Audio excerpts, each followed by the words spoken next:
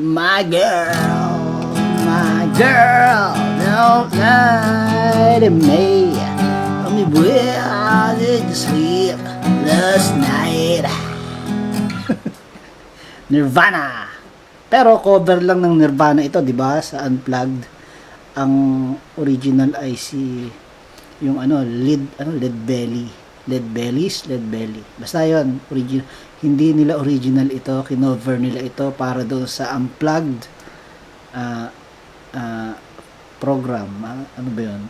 Unplugged MTV program, MTV event. Okay? Ngayon, tayo ay naka-E standard katipa. Ito ang pag-aralan natin, yung sa E standard.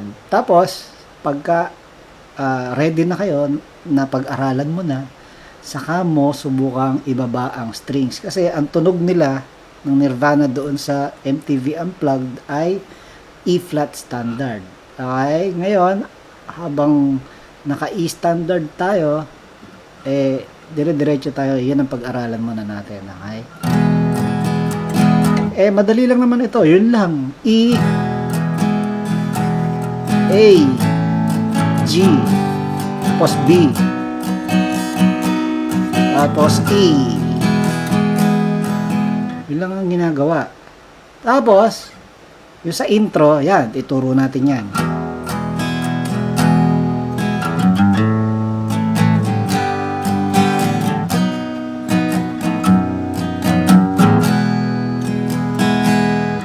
Ganon. O, paano yun? So, sa E, ano ba timing? E, 1, 2, 3, 4, 5. Ganon. Down, down, up, down, up, down, up. Ganon. Babagal. Down, down, up, down, up. Ulit. Down, down, up, down, up, down, down, up. Yun, pwede yun, di ba? So, ito yung gapang. So, puro 6 string ito, ha? Open, second fret, third fret, and then A. Strumming na. A. Down, down, up, G. Down, up, B. Down, up. Ayun. Pag B mo, B, down, up. Tapos biglang patutunogin mo yung 6 string second fret. So, idadamay natin ang 6 string second fret sa B. Okay? So, hindi siya X. Yung B natin sa kantang ito. Tapos, may strumming ka pa rin. So, B, down, up. Ganon. Pag patunog mo nun, up. Medyo ibebend mo. Up. Tapos, patutunogin mo yung open kasi mag-ii ka na. Ganon. Okay?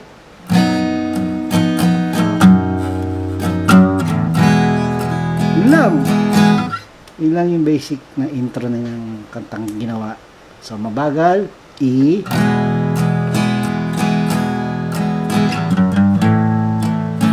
Mas magandang ganito ang gawin mong A para pag madalian, pa! Isang daliri lang. Okay? Again.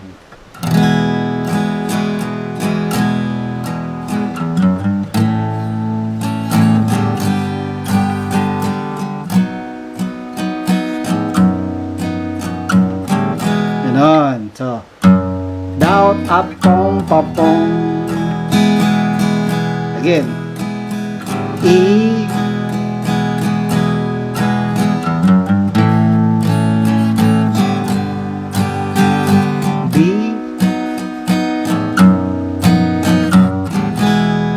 Okay. My girl, don't lie to me. Tell me where did you sleep last night? Okay. 1, 2, 3, 4, 5, 6, A, 2, 3, G, 2, 3, B, 2, 3, 4, 5, 6, A, E. E, okay? E, 2, 3, 4, 5, 6, A, 2, 3, G, 2, 3, B, 2, 3, 4, 5, 6, E, 2, 3, 4, 5, 6. Yun lang. Paring Don here, appear.